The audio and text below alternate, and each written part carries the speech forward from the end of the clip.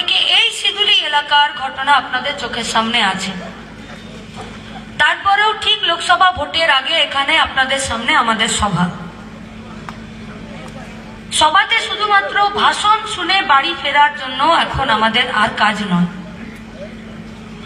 এখন যারা আমরা এখানে উপস্থিত হয়েছি, যারা উপস্থিত হতে বাধ্য হয়েছে, কারা উপস্থিত হতে বাধ্য হয়েছে? যিনি মাইক দিয়েছেন তিনি উপস্থিত হতে বাধ্য হয়েছে। তিনি আমাদের সভা না শুনলেও পারেন।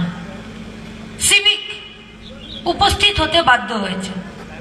ওদিকে কিছু কালো পোশাক পরা পুলিশ আছে, কারা ডেপুট করলো, কেন এসেছেন, এখানে কি মারদাঙ্গা হবে আমরা জানি না, বাধ্য হচ্ছেন শুনতে। খাকি বর্দি পরা পুলিশরা তারাও শুনতে বাধ্য হচ্ছেন। এই এলাকার ঘরে থাকা কিছু মানুষ তারাও এই মাইকের আওয়াজ হচ্ছে বলে শুনতে বাধ্য হচ্ছেন। আর আমাদের কর্মীরা যারা এই আলোচনা শুনতে এবং এই আলোচনা করাতে এখানে মাইক বেঁধেছেন, মঞ্চ খাটিয়েছেন, ঝান্ডা লাগিয়েছেন, চেন ফ্ল্যাগ লাগিয়েছেন, মানুষের কাছে গেছেন, প্রচার করেছেন, গাড়ি করেছেন, মিছিল করে এখানে উপস্থিত হয়েছেন।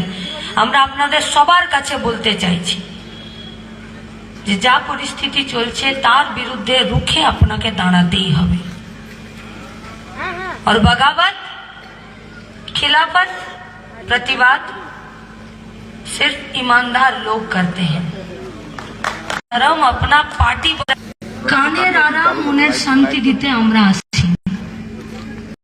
মা বোনেদেরকে পার্টি অফিস ডেকে পাঠাচ্ছে। আর পুলিশ সন্দেশখালী থেকে ঘুরে এলো, এসপি সাহেব ঘুরে এলো, রাজীব কুমার ঘুরে চলে এলো, সুজিত বসু পার্থ ভৌমিক তৃণমূলের মন্ত্রী एमएलए नेता एरा घुरे एलो। बत्तीसी निकाल कर हंसते हुए ये लोग बोलता है कि सब कुछ ठीक है। अरे तुम्हार बाड़ीर बউটাকে তৃণমূলের পার্টি অফিসে রাত ভোর যদি নির্যাতন করতো তুমি হাসতে হাসতে বলতে পারতে তো ঠিক আছে। রাজীব কুমারের মেয়েকে যদি ডেকে পাঠাতো তৃণমূলের পার্টি অফিসে রাত 12টায় আর ভোর 5টা অবধি যদি না ছাড়তো, রাজীব কুমার নৌকা বিহার করে বলতে পারতো তো সব ঠিক আছে।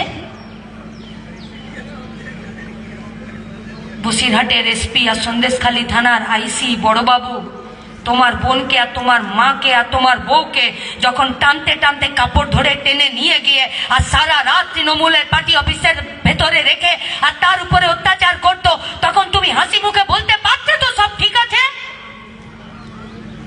নৈরাজ্য নয় এটা, জঙ্গলরাজ নয় এটা, লড়বেন না?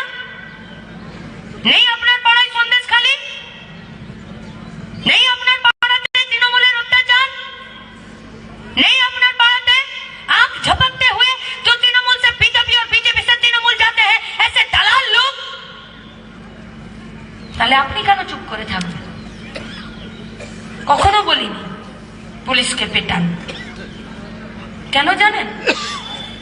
সন্ধ্যাবেলা যদি আমাকে এখান থেকে বাড়ি পৌঁছাতে যাই, কুলটিয়ার রাস্তায় যদি গাড়িটা খারাপ হয়ে যায়, তাহলে মাঝ রাস্তায় দাঁড় করিয়ে সবার আগে যার প্রতি ভরসার দিকে তাকিয়ে থাকবো তার নাম হলো পুলিশ।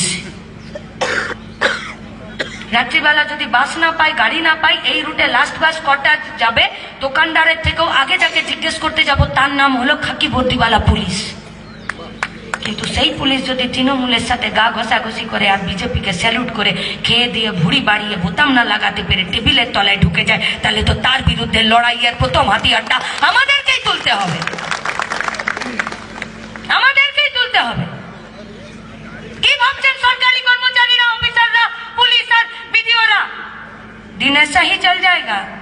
अरे मत सोचिए, टाइम अपना भी आएगा। 2026-এর পরে সরকারটা থাকবে না, থাকবে না। আপনি থাকবেন, আপনারা থাকবেন, যা বয়স আপনাদের। আর যদি রিটায়ারমেন্ট হয়ে যান পেনশনও আটকে যাবে। কিন্তু ভাববেন না বেঁচে যাবেন। কয়লা চুরিতে লালা আর অভিষেকের সঙ্গে যারা যুক্ত ছিল এরকম 13 জন এরকম পুলিশ আর ইসিএল এর কর্মীরা তারা আজকে জেলের ভাত খাচ্ছে। শিক্ষা ব্যবস্থাতে দুর্নীতি করেছে, মানিক ভট্টাচার্য পার্থর সাথে এরকম 22 জন আজকে জেলের ভাত খাচ্ছে। আপনারও কবে টিকিট কাটা হয়ে যাবে, ওয়েটিং এ থাকবেন না, জেলের ভেতরে চলে যাবেন। আপনি কিন্তু জানেন না যদি দুর্নীতি করেছেন আর মানুষের পক্ষে না আছেন, সেদিন কিন্তু আপনিও জেল থেকে বেরিয়ে আসবেন। আর সিদুলির মোড়ে ভাঙ্গা বাটি নিয়ে কিন্তু আপনাকেও বসতে হবে। সেদিন কিন্তু গরিব খেটে খাওয়া মেহনতি মানুষ 2 টাকা 1 টাকা দেবে না, থুতু ফেলে দিয়ে চলে যাবে। সেদিন নিজের বাড়ির বাচ্চা আর বউয়ের সামনে মুখ দেখাতে পারবেন তো? কেন মাথা নুইয়ে আছেন কেন? তাই এই লড়াইটা আপনারও। এই লড়াইটা শুধুমাত্র যারা লাল ঝান্ডা করছে তাদের নয়, এই লড়াইটা যারা গরিব খেটে খাওয়া মেহনতি মানুষ তাদের নয়। এই লড়াইটা যতটা পুরুষ কর্মীদের ততটা মহিলা কর্মীদের। সিদ্ধান্ত আমাদের মা বোনেদেরকে নিতে হবে। ওদের ফেলে দেওয়া টুকরো রুটি 500-1000 টাকাতে মাথা নামিয়ে থাকবেন, নাকি গোটা রুটির জন্য লড়াই করবেন আর রাস্তায় থাকবেন? গোটা রুটি পেলে নিজের পায়ে দাঁড়াতে পারবেন, মাথা উঁচু করে দাঁড়াতে পারবেন। নইলে সন্দেশখালীর মতন কে জানে এখানকার তৃণমূল নেতাদেরও যদি ভূত ভবিষ্যৎ জ্ঞান লোপ পেয়ে যায়, তাহলে এসে বলবে যাবি না মানে দিদিমণি 1000 টাকা দিয়েছে, তোর বাবার টাকা দিয়েছে। তাই এই অঞ্চলের মহিলা আন্দোলন তাদের শক্তিশালী, তাদের মজবুত সংগঠন, তাদের কাছে আমাদের অনেক প্রত্যাশা, আমাদের অনেক আশা। পাড়ায় পাড়ায় গ্রামে গ্রামে সন্দেশখালীর এই আগুন জ্বালাতে হবে আপনাদেরকেই। আমরা আপনাদের দিকেই তাকিয়ে আছি। যে লড়াইয়ের নেতৃত্ব দেবেন আপনারা, আপনাদের সাথে আমরা আছি। কারণ এই গোটা দুনিয়া জানে যে একমাত্র মায়েরা পারে, মায়েদের জাতরা পারে সবকিছুকে উলট পালট করে দিতে নিজেদের ছেলে মেয়েদের জন্য, সবকিছুর জন্য। তৃণমূলকে নিয়ে কি বলবেন?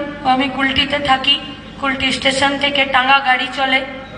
একদিন ওরকম কুলটিতে নেমেছি ব্ল্যাকে নিয়ে, আমি যাব তো যে আমাকে নিতে আসার কথা মোটর সাইকেলে সে আসতে পারেনি, তো বলছে দেখ আমি থানা মোড়ে দাঁড়িয়ে আছি, তুই একটা কাজ করে একটা টাঙ্গা নিয়ে আর চলে। আর আমার খুব তাড়া আছে, যেতে হবে। আমি একটা টাঙ্গাতে চেপেছি, একটা ঘোড়া গাড়িটাকে টানছে। কিছু দূর এগিয়েছে, এগিয়ে গিয়ে গাড়িটা আটকে গেল, ঘোড়া আর এগোচ্ছে না। যে টাঙ্গাটা চালাচ্ছে সে গাড়ি থেকে নেমে ঘোড়াটার সামনে অঙ্গভঙ্গি করে নেচে নেচে দেখাচ্ছে। তারপরে আবার চাপলো, ঘোড়াটা কিছু দূর গেল, গাড়িটা আবার কিছু দূর গিয়ে আবার গাড়িটা দাঁড়িয়ে গেছে। আবার যে গাড়ি চালাচ্ছে সে আবার নেমেছে, নেমে আবার নাচতে শুরু করেছে। ওর নাচ দেখে ঘোড়া আরো কিছুটা দূর গেল, আবার কিছুটা দূর গিয়ে ঘোড়াটা আটকে গেছে, গাড়িটা আটকে গেছে। বিরক্ত হয়ে আমরাই বললাম কি করছেন কি, যেতে হবে, দেরি হচ্ছে, আপনার ঘোড়াই তো চলছে না, এরকম কি হলো ঘোড়ার? बोलो अरे कुछ नहीं, इस घोड़ा को कभी कभी हम बाराती में भी ले जाते हैं और पिछले कुछ दिनों में शादी का माहौल था तो हर दिन ये घोड़ा बाराती में गया और বরযাত্রীতে যত গেছে তত নাচ দেখেছে, বিনা নাচ দেখে এই ঘোড়া এগোতে পারছে না, তাই আমাকে নামতে হচ্ছে, ঘোড়ার সামনে নাচতে হচ্ছে, তবে ঘোড়ার গাড়ি এগোচ্ছে। তৃণমূলও হয়ে গেছে ওই রকম, দুপা এগোবে, ঘুষ নিবে, দৌড়াতি করবে, পুলিশের ছাতা মাথায় নিয়ে একটু বাঁদর নাচ নাচবে, তবে আর একটু দূর এগোবে। ঠিক আপনাদের ঠিক করতে হবে, এদেরকে ছুরি দিয়ে বস করবেন না, মানুষের শক্তি দিয়ে বস করবেন, ঠিক করে নিতে হবে। এরা এদের নেতা,